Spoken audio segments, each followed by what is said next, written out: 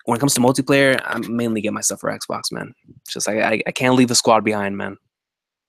Because it's the multiplayer is what makes gaming so much fun.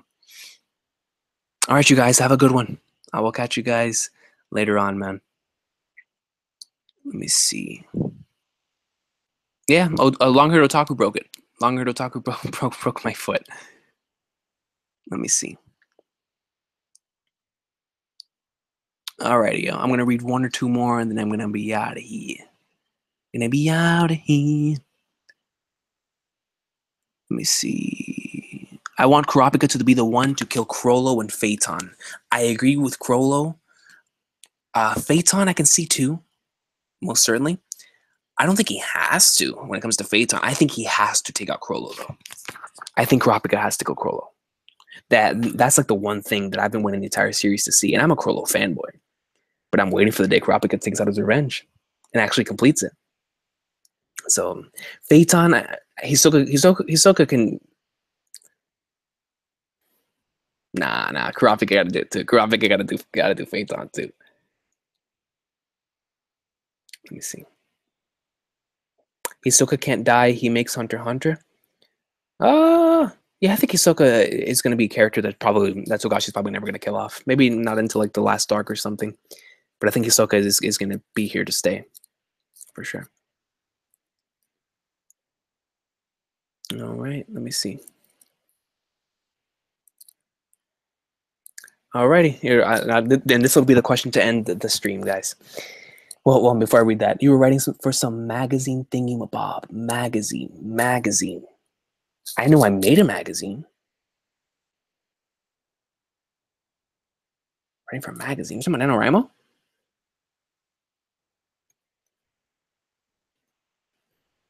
Magazine. I know that I made a magazine in my professor's class. I think we were talking about, man, because I have a feeling I know what you're talking about. But I'll think about it off air. I'll think about it off air. Recon, which prince do you think will win? No, this will be the last comment, yo. Which prince do you think will win the succession war? I want Saleh to win, but in my heart, it's gonna be between Zhang Lei. Like, I don't think it's gonna be Teshnich. I don't think it's gonna be Queen Oito.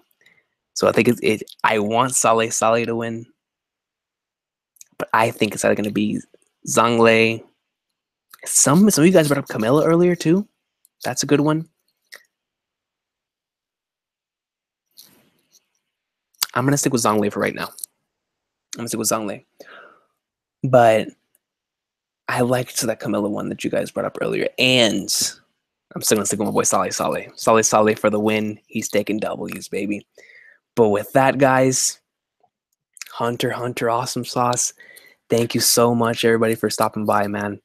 I know that this pretty much came out of nowhere, man. I did, pour out a thing for it yesterday, but with YouTube's notification system, and you never know who gets to watch any videos anymore, man. It's this sub boxes are always messed up, but thank you all so much, man. This was an awesome stream. You guys left behind some awesome comments with a great discussion for the greatness of Godex Code, and a lot of really interesting ones too, bro. You guys brought up some awesome ideas and topics for the future of the series. That was really cool. I'm really glad I was able to have this with you guys, man. This is why I miss streaming, man, because streaming's so amazing because it allows you to communicate with everyone just right there. Even though it's like Conqueror was saying, I have the One Piece anime pacing, but I get to it eventually. I get to it eventually, man. Holy crap. But yeah, guys, it's been awesome sauce. Thank you all so much for stopping by. Once again, tomorrow morning, One Piece, the fan-made chapter live reaction. Tomorrow night update for the future, and then we'll see what happens from there on out, man. But until then, guys, have a non-sauce of a day. Hunter greatness. Thank you all so much for stopping by. It was a lot of fun, man. Hopefully we can do one of these soon. My next planned stream, aside from that Call of Duty World War II stream, is more than likely going to be that One Piece stream after the Reverie. Either that or who knows? We just go with the flow. But as far as like the next thing for Hunter is concerned, I have a Killua character video that I've been wanting to make, but I'm not sure when I'm going to do it. I've been wanting to talk about Killua, but we'll get onto that sometime in the near future. And then when the next Hunter x Hunter chapter drops, if it's crazy, because I think the next Hunter x Hunter chapter is going to be crazy. If the next chapter is crazy, then you can most certainly expect both. Well, it's going to be difficult this week, but more than likely both a live reaction / discussion video. Because I have a strong feeling after the way the last chapter ended that this next chapter is going to be crazy. So if that's the case, we'll be in like swimwear, man. Everything might be a little late because of the way the school schedule is going to be, but we'll get to it eventually, guys. But thank you so much for watching. Have a nice day. Some of the stuff said in the stream, man. You guys are geniuses, man. You guys are geniuses. Hunter x Hunter, awesome sauce, guys. Long live Togashi.